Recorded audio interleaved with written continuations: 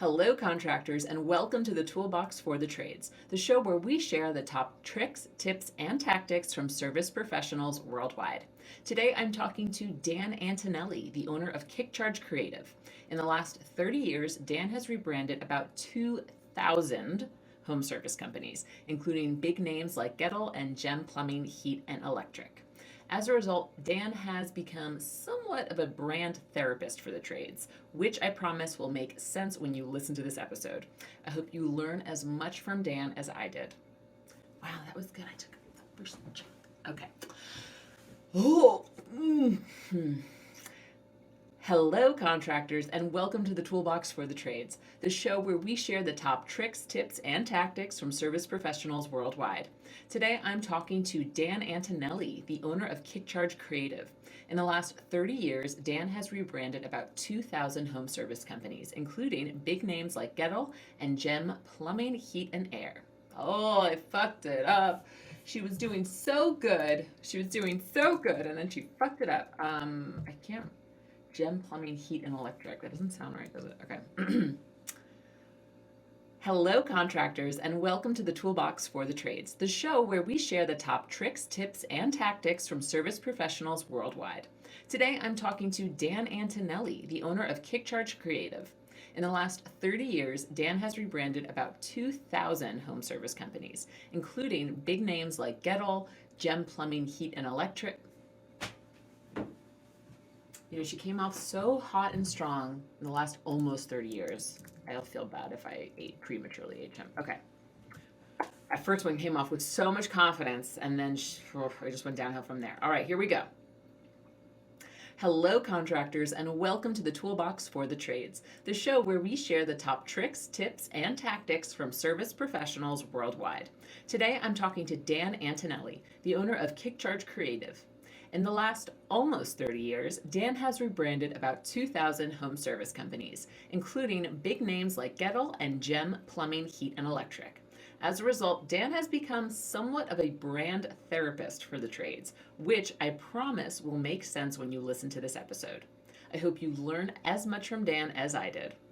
Dan Antonelli, you are the owner of KickCharge Creative. Welcome to Toolbox for the Trades. Thanks, Jackie. It's great to be here. I am really excited to chat with you. You and I actually partnered on some content back, I'm going to say the week before the pandemic really started. Yeah. And I know that the two of us have just grown tremendously since that happened. So I'm excited to catch up with you today and really learn about what KickCharge is up to, what you're up to. But before we even get to that, I'm going to start this podcast the way I do every single one, which is, how did you get into the trades? It's kind of a crazy story, but I mean, when I was younger, I first started in the industry as a sign painter. So I was doing a lot of truck lettering and hand painted truck lettering for a lot of tradesmen. So probably the first van I lettered at 15 was for a plumber. So I've been kind of skirting in this industry for a pretty long time. And I thought I wanted to be a sign painter when I was younger. And then my parents thought, oh, no, you should go to college. In hindsight, that was probably a good thing for me because then I really studied about advertising and I studied about branding, and I got certainly a lot better education about how all this stuff really functions. So that was kind of a good thing. But when I graduated, I was working as a graphic designer for a while, and I just missed working with small businesses. So I launched the business out of my basement in 1995, and then by 1997. I was able to quit my day job and do this full time. So right now we're in a new facility. It's a few years old. I built it from scratch, which was kind of fun, and branded the whole space. And we have about 20 people on the team right now. So we focus primarily on working with home service businesses, whether they're plumbers, roofers, HVAC, anything to do with the home. So it's still 30 years later, still really rewarding, still really fun and exciting, and, energizing to really see how the work that we do impacts these small businesses. That's awesome. And did you just say 20 years? Because I think you're creeping up on 30 years of doing this. 30 years. Yeah, yeah, yeah. No, 30 30, years. 90, 95 was full time. And then, sorry, 97 was full time. So yeah, we're getting close to 30 at this point. Oh, So it's pretty weird. holy cow, that's insane, man. So just to give the folks listening a little bit of sense of, how much of an impact you've had in the industry, how many service companies have you rebranded as of today? I think we're approaching close to 2,000. We generally do around 150 to 175 per year. So usually about three per week. We have four illustrators on staff and brand designers on staff. Plus, we have four other graphic designers in addition to all the other account people that we have here. So yeah, we do a lot. So I don't think there's, it's not like an ego thing, but I don't think there's anyone that's done as many home service brands as we have, which is kind of weird in one sense, but it's kind of cool in the other. So yeah, we have a pretty good amount of experience in doing this. So, I think the interesting thing even about that is it's second nature to us. But for every business, it's a big deal, and we have to, recognize that it's a really, really big deal for what they're asking us to do. And so, like, our kind of mentality here, and it's, really in our culture here, is the idea that, we need to design as if lives were at stake, and recognize that our work has the ability to change people's lives. And I think that's what we all love about what we do is we see the impact of our work, and that's pretty cool. And a lot of people here started out working for like bigger ad agencies that were doing work for big corporations, and they never really felt like their work meant anything or made a significant difference in anyone's life, so now they get to experience kind of firsthand the results of our efforts. And even for me, that's still exciting. Like when the trade shows started happening again and I started seeing people face to face, and being able to talk to them, and just hearing their stories about what the branding has done for them, like that's what it's all about. Like that's our why. So 30 years later, that's still really exciting for us. And that's the whole point of what we do. So it's fun. That's awesome. I'm so happy you clarified that. While you were talking, and I was thinking about all of the owners and operators I've had on this podcast who say, my why is the fact that I have to generate enough business to feed all the families that depend on my business, all the people that I Mhm. employ. And I love how you have a very similar mindset in the work you do, even though technically you're, tertiary to their everyday business, but I don't know if tertiary is the right word. Like technically you're adjacent to their business, but you're not necessarily in it. But the work you do is so dependent on how they succeed in their markets. Yeah, So I'm glad that absolutely. you spoke about that a little bit. Um, I would love for you to share a recent story. I mean, I know you have so many brands that you can choose from, but I would love for you to share, maybe a recent one that you've done and some success metrics that came out of that particular rebranding. Sure. Yeah. One that we've done that we've got good metrics to benchmark the success of the campaign is a company called Bueller Air, and they are in Jacksonville, Florida.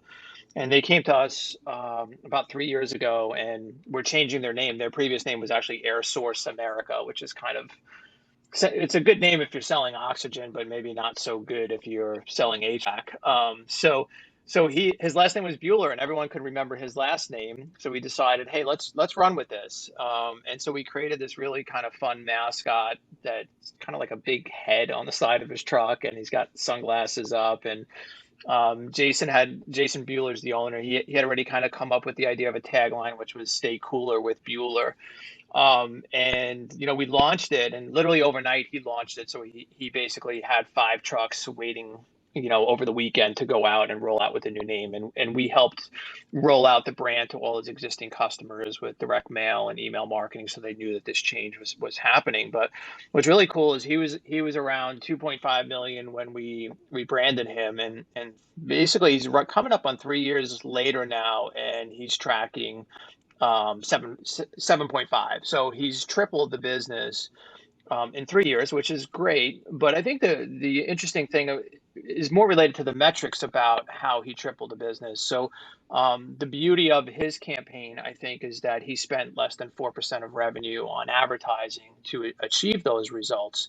And you say, well, how did he do that? Well, he just became really, really sticky within his community. So everyone knew that brand once it got rolled out. They would see those trucks, they would kind of smile, and they would kind of make a mental note about that company and that funny name, right? So what we really saw was that the organic traffic went through the roof as far as how much inbound traffic was getting when people just typing in his name, not Jacksonville Repair, and a zip code, or Jacksonville heating repair or air conditioning repair, and hoping he shows up. So that's kind of the whole strategy really behind what we do, is we want to be top of mind for the homeowners so that when they need service, they're not going on Google and you're hoping that your company shows up at the top of the list. They're just simply typing in your name because they've seen your trucks. They've established an impression of your business already. Obviously, we want that impression to be positive. And they just go right to you. And the other really cool metric that we were able to figure out for him is how much revenue his trucks generated. Like last year, we were able to get some metrics on that. And with 18 trucks wrapped, it generated $1 million in revenue just from the trucks alone. As far as, so like the CSRs were tracking the inbound calls as far as, well, how did you hear about it? So it's like $1 million specifically towards that. And that doesn't even take into account how many people saw the truck and then just went online and went to the website directly and filled out a contact form too. So I think the numbers are actually even low. But we did the math on it, and it was 18 trucks at like $35 to $4,000 a truck.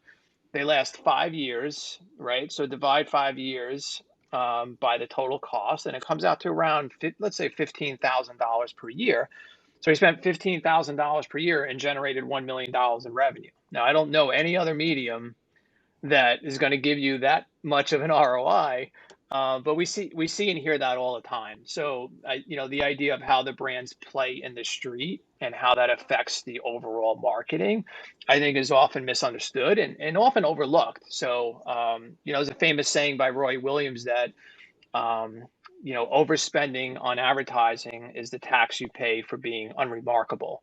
And that's what a lot of companies do, is, right, they've got brands that aren't great, so they just keep banging more money into it. And yeah, they start seeing results, but it's like, wouldn't you rather spend less money and just get better results with a better brand? So like, it always seems strange to me that we're just going to keep throwing money at a brand that isn't really functioning properly.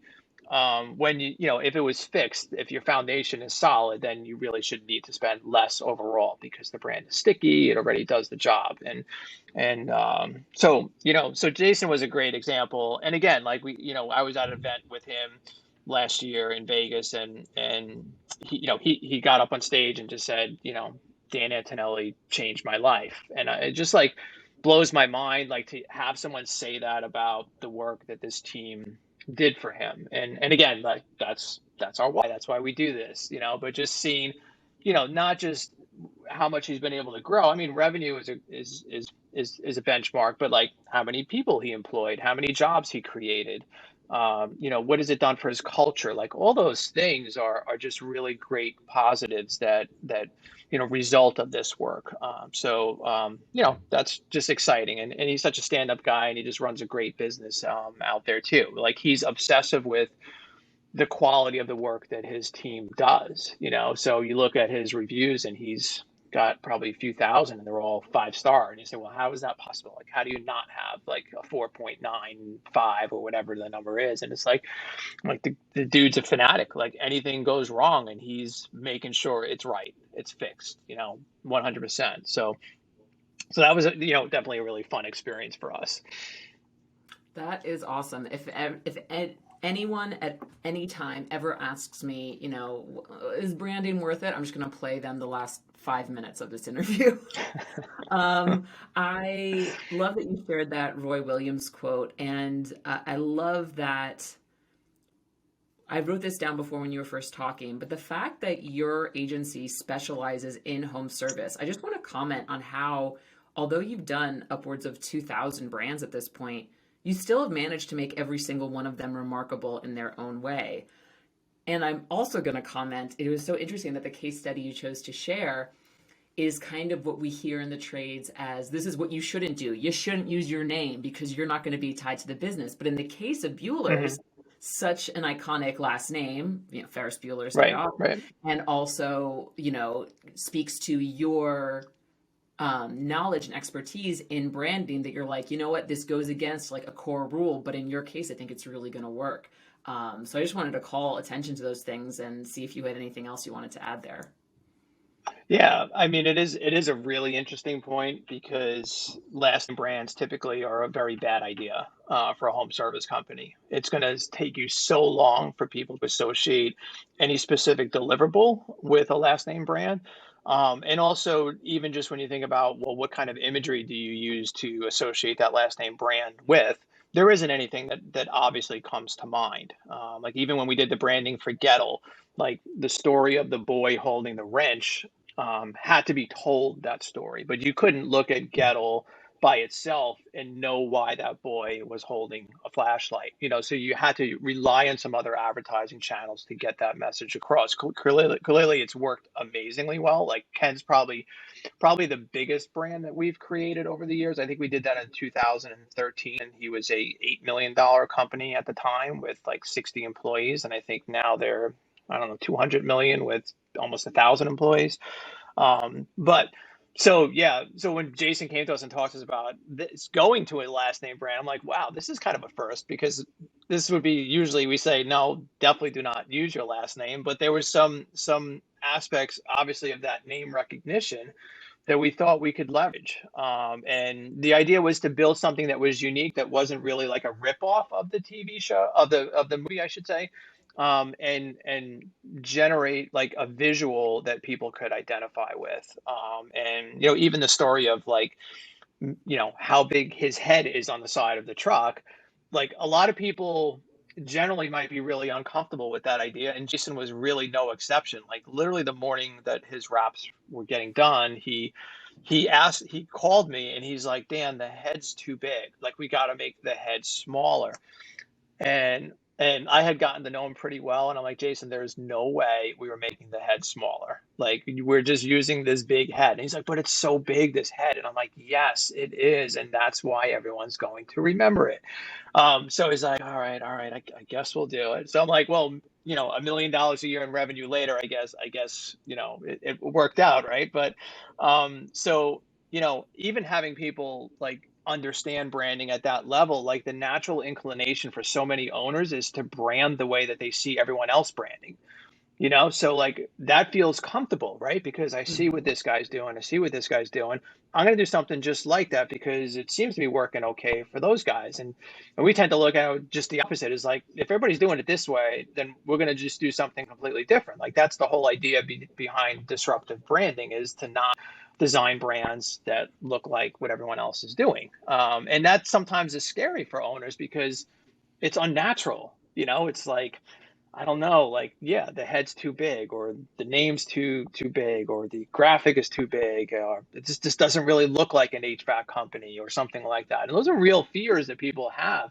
But that's the whole idea behind disruption. It's like, the idea of the purple cow in the book that Seth Godin wrote is that whole mentality of a sea of black and white cows, and then suddenly see a purple one, and then that sticks out to you as you're driving by. So that's a lot of the same theory that goes on with what we try to advocate for, is the idea of not looking like what everyone else is doing. So, making sure you know what the competitors are doing, what their brands look like, so then when you devise a strategy for them, it's different.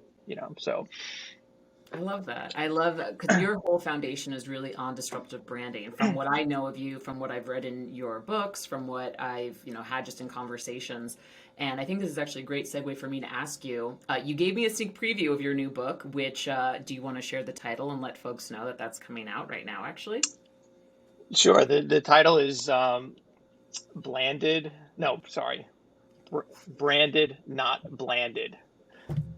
perfect. And and the subtitle is how to grow a home service brand. So it really goes into a lot about what it is we're trying to do, like why disruption matters, like why consumer behavior is important in your branding decisions, how to build and design brands that speak to your target audience, and makes them feel something about your company before you get there. Like people forget that branding isn't really that complicated as far as like what the mission is. It's really about trying to control what someone feels about your company before you actually provide service to them. Once you're there, like, most of the companies, especially obviously people within the ServiceTitan world, these are companies that are really heavily engaged in best practices. They've got operationally everything dialed in super well. So when they ring that doorbell and they're in that home, like there's procedures about how to service that home and how to treat that homeowner, how to do the sales process. But what we're trying to do is we're trying to make sure that before you even get to that front door, before they hit your website to request a quote, they've established some type of connection with your company that makes them feel something. And you often see too, like, you know, everyone is really trying to think about how they can increase their average ticket sales and things like that. And part of that also just goes to what the consumer believes, your company can provide as a value. And so they're okay paying a premium for something that they believe, holds value more so than their competitors. So if I can have the homeowner believe that you're a premium brand before you get there, then sort of that's the whole goal, right? That's really what we're trying to do. And the other part of it, of course, is just the idea of using the vehicles, using every impression, as something that remains sticky in their heads.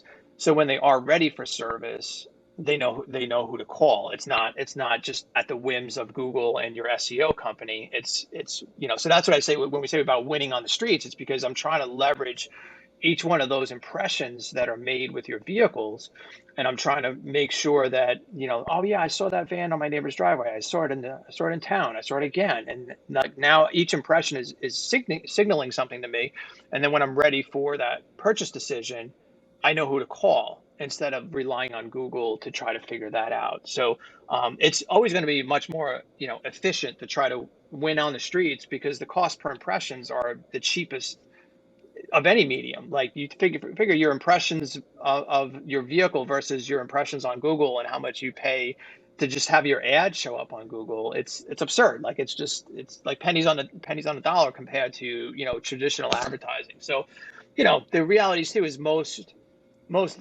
brands aren't really set up well to begin with, and then the vehicles themselves can't function efficiently too. So like people forget too, like we have a lot of people call us and they want us to do, like they love our truck wraps and the designs we do, and then they want us to take their logo and create something that looks like, the rest of our work.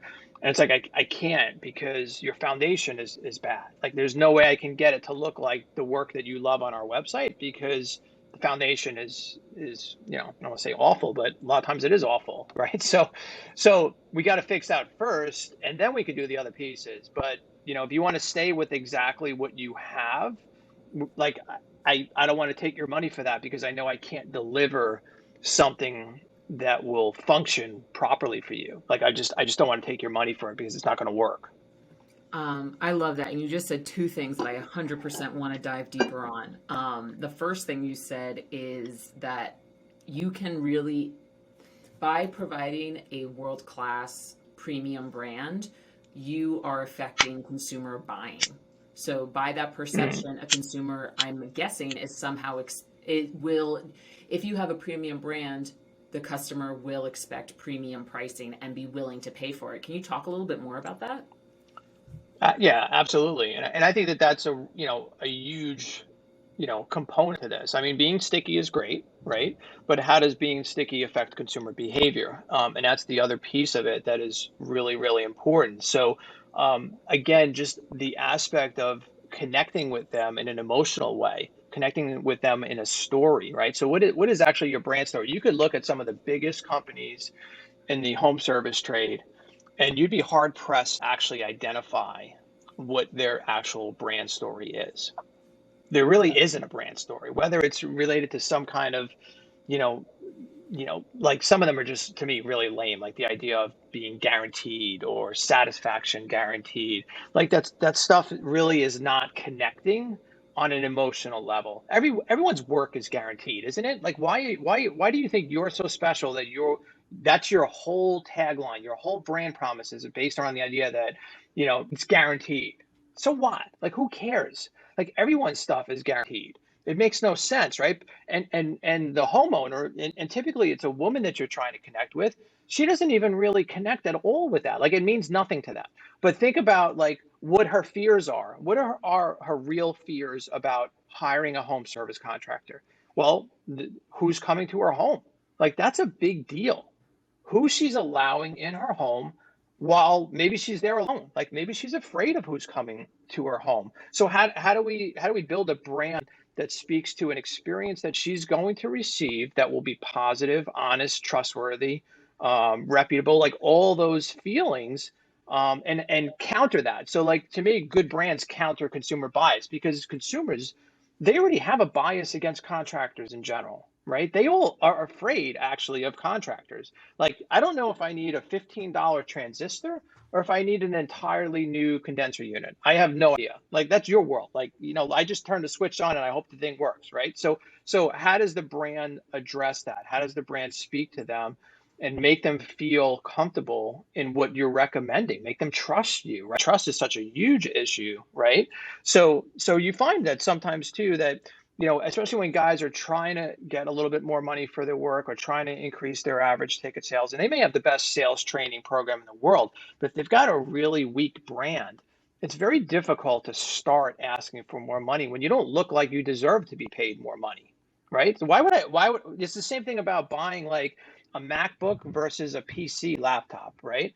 Why would I spend like twice as much on an Apple laptop versus a PC one? Well, my impression of Apple, and I'm a lifelong Apple guy, right? And the whole agency here is Apple, but I feel like it's a better product. So I'm going to pay more, and I'm okay with that. Like, I don't feel like I'm getting ripped off by Apple. I feel like I'm getting a great deal. So how do I make the homeowner feel like she's getting a great deal from me? Well, I make her feel good about the experience. I make her feel that everything that we say we're going to do, we will deliver upon it. And it's not just the truck, it's everything.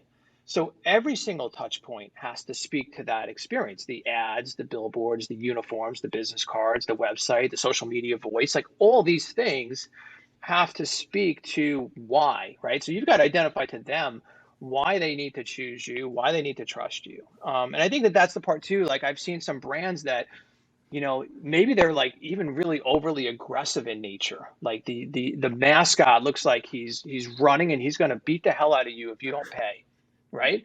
How does that make Mrs. Jones feel? Like she's already scared with who's coming to her home. But you've got a super aggressive brand, or you've got an aggressive brand name, right? That sounds like not warm and fuzzy, right? Like so thinking about those types of things too are really important. Like as far as, well, what is the perception of this brand? And am I leading in with something positive, right? So like I see some of the stuff and like I'm saddened in one sense because I feel like, all I see is missed opportunity. I'm like, oh man, that's, I hate to see this because they probably don't even realize how this is impacting their ROI on their other marketing. And again, well, you can just keep banging more money at it, and yeah, you'll start getting some sales. But I'd rather fix the foundation first if I have the opportunity. Oh, perfect segue, Dan. It's like I paid you to do it because that was my next question was foundation. You mentioned already that, some folks come to you and they say, hey, here's our logo. Can you make our truck wraps look cool with this logo? And you're like, I can't do anything with this logo. So can you tell me a little bit about the foundation and when clients come to you and they're like, okay, we got everything. We have the brand, we have the logo, we got the mission statement, all this stuff. Can you just, create a cool truck wrap? How do you speak to them, and what are some of your beliefs around foundation that really have to be tweaked in order for them to really embrace a rebrand? Yeah, I think if you look at, I like to use the analogy of, people say, well, what is a brand? And I like to use the analogy of a brand being a wheel. So at the center of that wheel is your logo, right? Because everything, all the spokes that go to build that wheel are all the implementations of that logo. So you've got, again, like social and the truck wraps, uniforms, website, voice, all those things. But if that hub in that center of that wheel is jacked up and it's not round, right? Then you can't build a round wheel from it. Like you could push it and it'll turn, but it just takes so much more effort, and effort translates into money. Like that's what it takes. It takes more money to get a weak brand to actually perform. So fixing that foundation is the most important aspect to building an effective marketing campaign. So it's like if we're working against that, then everything just becomes marginalized. And that's just not even for the truck. That's for everything. That's for the ROI on your website. That's for your billboards. Like that's for everything.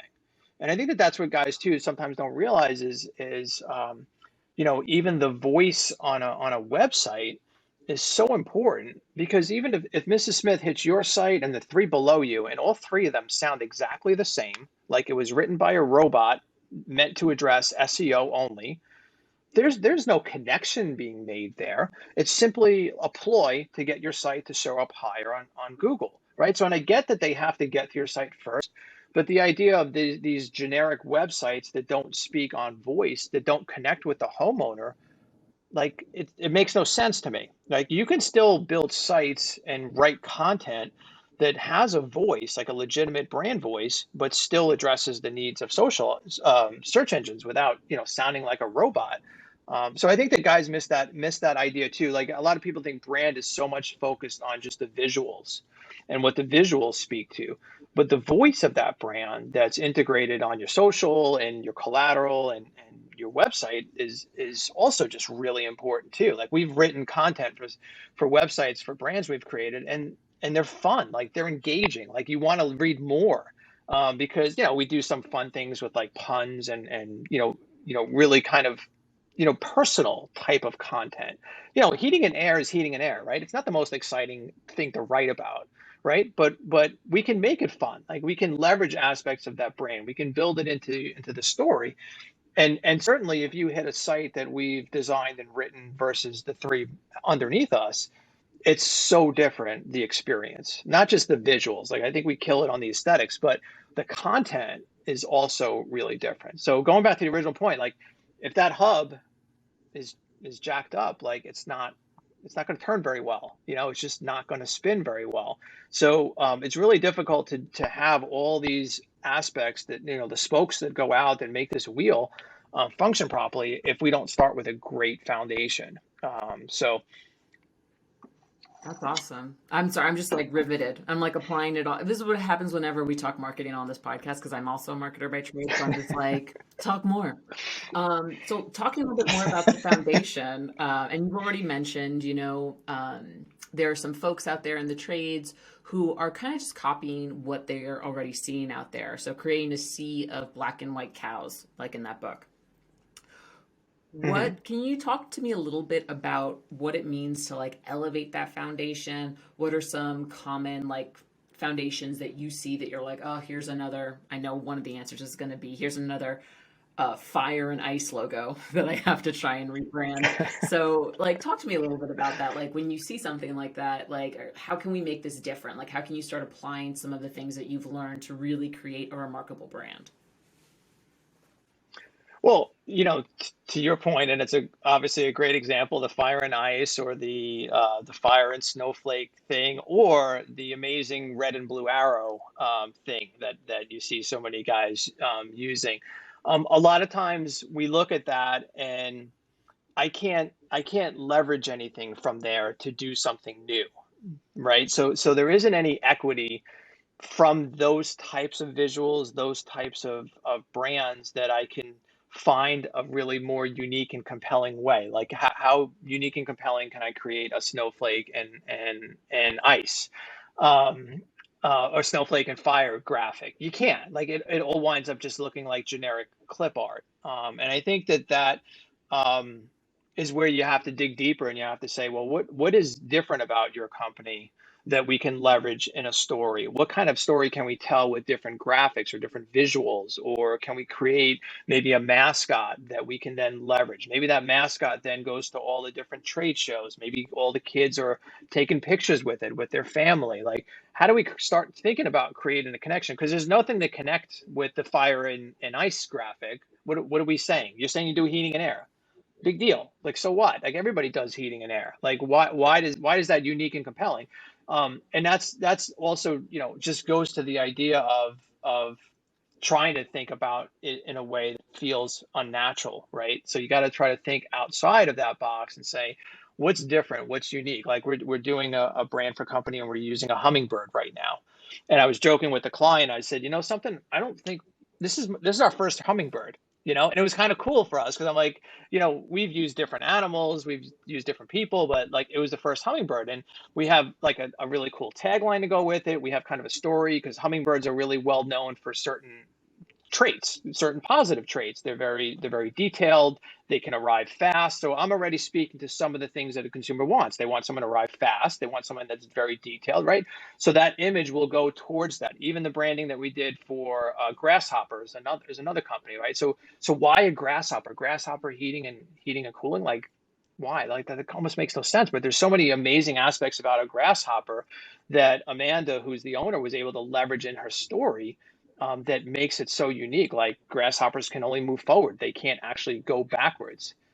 So forward is a way of life is actually her tagline and basically her whole vision statement. The whole company operates under that idea, and the consumers, oh my God, like they've just loved everything about what her brand signifies, and it's connected, and her growth in 1 year is just absurd. Like it's just amazing what she's been able to do, but people really connected with that. But if I literally like said, hey, I got an idea, let's make your company name Grasshopper, like it sounds crazy, like it doesn't even make much sense, but like the idea of how we wrap the story around it, like it's just an amazing connect. And no one's going to confuse the Grasshopper with the 10 other red and blue arrow brands in her market, and she was another company that came to us, and their previous name was, and this is just goes to show you, because it was a bad name, I can't remember it. It was with initials. It was like PMC Comfort Heating and Air, something like that. It was initials like PMC Heating and Air, let's just say. Well, where do you go with that? What do you do with that? What kind of story can I tell with it? I got nothing. Like I literally have nothing to do that will make that a really compelling brand story. So, we talked to her about that name, Grasshopper, and I want to say sort of the rest is history. But like, you have to be willing to really think about it from a different vantage point. And I think sometimes that's hard. It's interesting because people hire us, and I feel like they know what they're getting into when they hire us, right? I feel like if you're hiring us, you know what we do, right? You've seen our stuff, you know what we do. But I feel like we spend a lot of time almost like a brand therapist. I want to say we're like brand therapists, right? Because like they ask us to do stuff that is outside the box sometimes, and then you have to walk them off the ledge, and you've got to have them trust you to take that leap, because it's scary and it doesn't feel natural what we're telling them that they should be doing. So I feel like there's that component of helping to educate them on the whys behind what we're recommending, and then just making sure they're okay and they're comfortable, and I know it's scary, so we got to really kind of get them on board with the idea. Even like Jason Bueller, like my head's too big. Well, no, no, no, the head's good. You just okay, just let it go. It'll be okay. So there's an aspect of that, and that makes sense. It's their baby. Like I get it. Like we rebranded this agency, and I know how scary that was for me. So I have an appreciation for changing the name of a company. I did it myself, right? So, but the idea of disruption, to be truly disrupted, it takes a little guts. Like it takes some guts. Like that's the end. If you want to look like everyone else, we're probably not the right place to go to, because we suck at that. Like we suck at making you look like what everyone else is doing. But if that's like really where your comfort zone is, you probably shouldn't hire us then, because I'm going to try to force you out of your comfort zone. I love that. I wrote down brand therapist and I underlined it because I actually had a point. I actually thought of that a few moments when you first started talking. I was like, he's like a brand therapist. And then you said it. So, and I see you have a couch behind you. So it totally makes sense. Um, I mean, I think it's worth us to pause right now and just say, like, rebranding your company, especially if you're already a few $1 million in revenue, is a tremendous undertaking. And I cannot imagine the position these owners are in if they say, oh my goodness, what if I screw up and now my business, I run my business into the ground. If this is a family business that's been multiple Right. generations, I'll Right. be the generation that screwed up, There's so much pressure. And again, going back to what I said earlier, looking at the faces of all your employees and saying their families depend on me to generate business to keep them fed, keep them sheltered, all that stuff. Like this is a big freaking deal.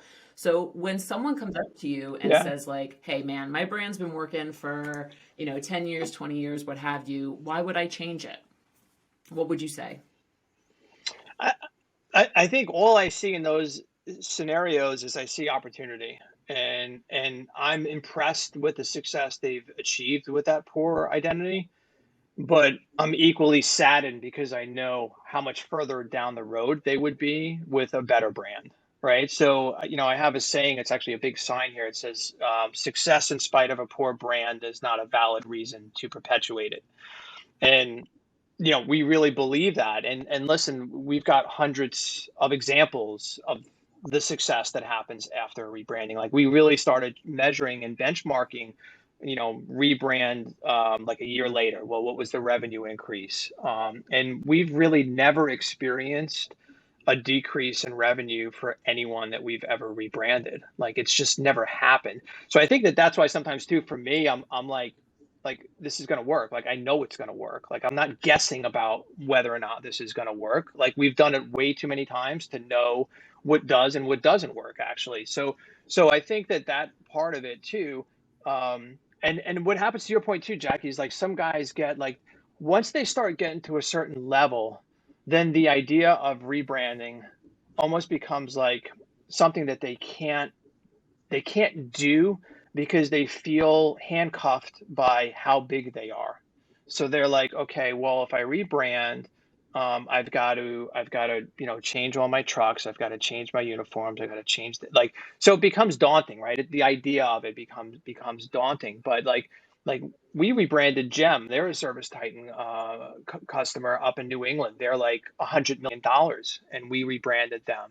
And the results after that rebrand were crazy. So that wasn't a company that said, we're at 100 million, screw it. Like we're growing every year. Why, we're just going to stay exactly doing what we're doing. It seems to be working. But like when you look at the revenue increase that they saw after, even the amount of leads that they got from their fleet after rebranding, it was like a 16x return on the number of revenue that the new branded trucks generated. So the number was actually 25% increase in revenue from only, I'm sorry, not 25, four times the amount of revenue with only 25% of the fleet wrapped. So extrapolate that out, that's a 16x return there on just rebranding the trucks. So, I think guys get complacent. Some guys get in a space, they're making money, and it's all good. I'm fine with that. So, when you get in that space, they're not really into the idea of rebranding, and that's fine. But I think when you see even what's happening with private equity, and you see sort of the premiums that are being placed on better branded companies, to me that's a great argument as to why you might want to make an investment in branding, because those companies are seeing higher multiples. It's not just all about the numbers. Of course, the PE guys are looking at numbers and they want to know EBITDA and all that stuff, and that's great.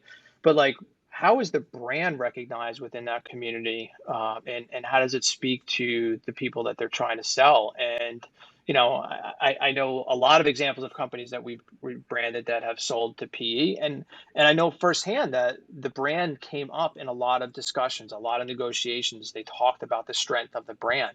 So it's not just that you're going to increase revenue. I think there's a return down the road if you ever decide you're gonna sell the business. I think that it's a really smart investment to consider, at least even at 10 million, 20 million. We've done the gamut. Of course, when you're smaller, you're more nimble and it's a little bit easier to maneuver and to make those changes. But I think guys think that when you rebrand, that like overnight, like 50 trucks are going to get rewrapped, and there's just a period of time where both brands coexist, and that's okay as long as the rollout is done in a manner that the consumers understand what they're seeing in the market. It's really not a problem. Like, so I don't really get like I think it's just more helping them to understand how much better their marketing could be functioning if they fix the foundation.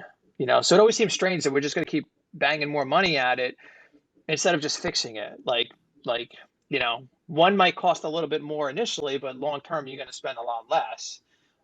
So Got it. again, it's easy for me to say, I guess, but I just want the audience to know that Dan has literally answered every question that I have yet to ask him. I literally was going to ask you about PE in the space because I'm noticing it too. Like a lot of the people I know who are selling to PE, they've got fantastic brands, and that's just another value driver to a PE company that's going to increase your premium. Did I use that word correctly? Yeah, right. Yes, yes, the amount it's sold yep. for. Okay, yes. Dan's like, what? Am I supposed to correct you right now? My editors will take care of that. But we've just talked about a lot of great stuff, and I'm sure there are a couple people listening. Maybe they have the Fire and Ice logos. Maybe they have the initials names, and they're thinking to themselves, "Wow, maybe I really need to consider a rebrand." Where would you recommend they even get started, considering it is such a big initiative, whether you're small or big?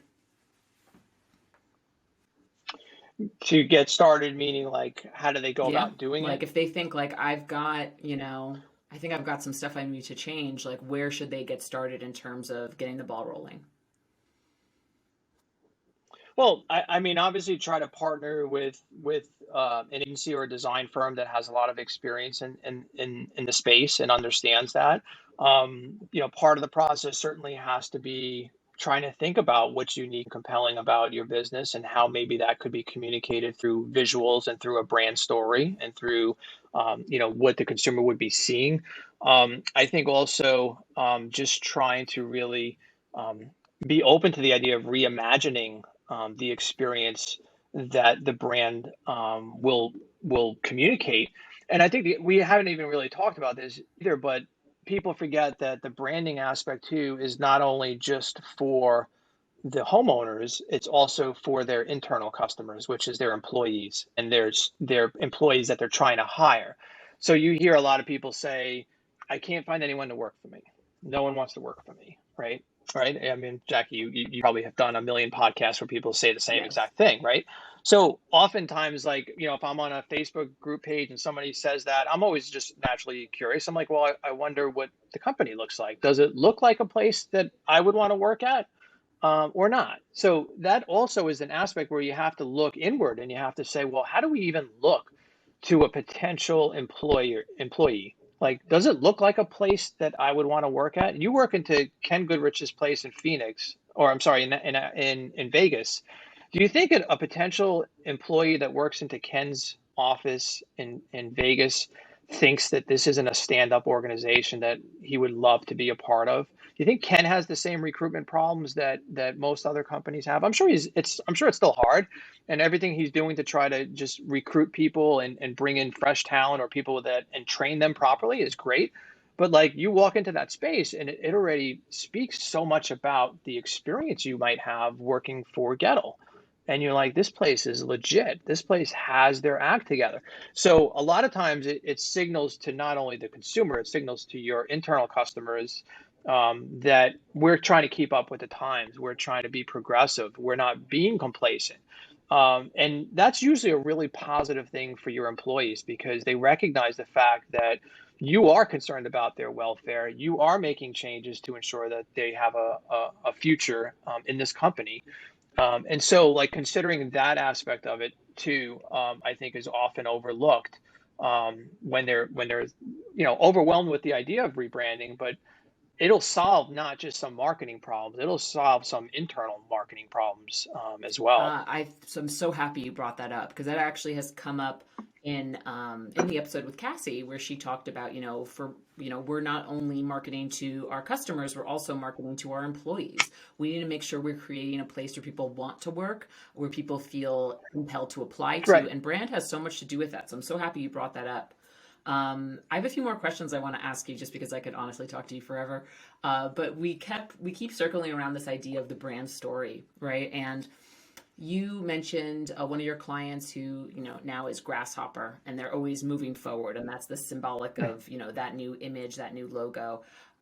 With Ken, it's the kid with the flashlight, which is the famous Ken Goodrich story.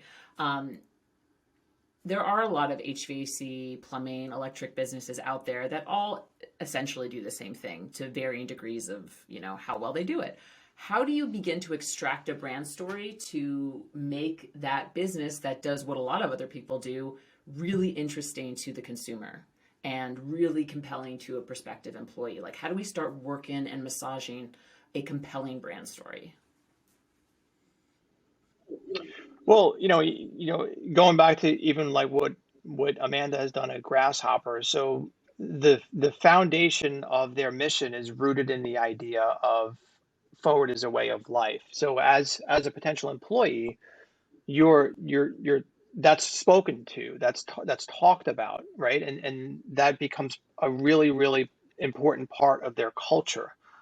So I think as we think about brands, we always trying to think about again the two different audiences, of course, and then how can you create that a more compelling brand story that will connect with both audiences and then feels like, to your point, feels different than what everyone else is saying. And sometimes it's a brand story that's rooted sometimes in humor or something that's a little bit more fun. Like the branding that we created, um, the branding that we created for, and now their name just flew out of me, so we're gonna have to edit this It's out. okay. Hold on one I second. mean, Um, it's Dugan, sorry, Dugan Air. All right, so the branding that we created for Dugan Air, as an example, of another one that has a story that also speaks to what the consumer is worried about. So their branding for Dugan Air has like a really big head that's more like an Irish looking leprechaun kind of guy, right? And of course Dugan Air, the owners are Irish. But the tagline that we wrote for them is premium service, no shenanigans, right? So we're already leading in and saying the idea of you'll get a great experience, and we're not going to screw you, basically, right? No shenanigans means we're not going to screw you, and that's part of what the consumer is worried about. So it's a really big head. It's got a plaid. The bottom of the truck wrap is actually plaid, and it's just so much, it's fun. Like it's a fun brand. But now, like everyone within that community, they know that brand. And there's a story to tell that goes along with it. So aspects like that, just trying to take an aspect of the visual and then create words and then create themes that go around that. Like obviously when we did the branding for Ken, we knew that there was going to be a story to go behind the boy with the flashlight. We knew there was going to be advertising and radio advertising and things like that to help tell the story. But if you don't have quite as much of that advertising that is going to happen after the brand launch, you've got to try to make the rest of the other mediums to tell as much of that story as possible. Like Ken's didn't have a tagline or anything. It was literally just the boy, the ghetto logo, and that was really it, right? So the other mediums help support that mission and that brand story. But if we don't have as much to put into advertising, then we try to make the most of what we can with. Obviously tagline becomes something that's important that helps lay the foundation for a bigger brand story elements. And then again, going back to what we talked about is content on the website, the voice of the brand. People forget too that even when it comes to social, like remember the voice of your brand on social has to have a personality. Like you have to imagine that your brand is a physical being. It's like a person. How would they talk to you? How would they respond to you? Would they be fun? Would they be folksy? Would they use puns? Like any of those things all really help build that story together when they function, collectively together. I love that. Thank you for expanding on that a little bit. Um, I thought that was, I just thought that was really great. I feel like I'm just learning my own marketing skills. All right, I got some final questions for you. I like if anyone's watching the video, they're just looking at me like you finishing your sentence and me just going, "That's great." um, but I've got a couple final questions for you. The first one, which I'm actually really curious about, is what do you wish more people asked you about in regards to the work that you do?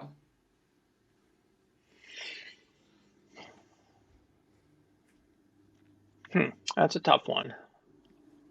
I wish they I wish they understood more about the process, I think. And maybe that's, partly our fault as far as just not really explaining about how we go about doing what we do.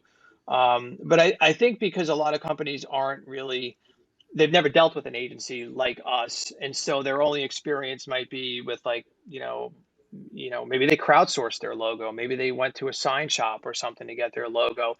But when we, start with a client, like our briefing process, the process that we use to learn about their business is actually really extensive. Like our brief that they have to fill out, like I think it's 20 pages long.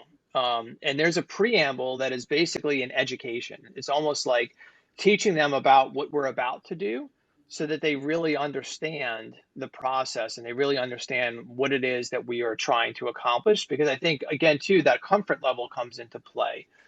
So I wish that they, understood more about the concept of disruption. Actually, I'm hoping the next book that I'm writing will answer that. Like I'm actually just thinking like I have to send anyone who wants to use us, like they have to read this book before you start working with us. Like I They got to have to make it do your book required report. reading,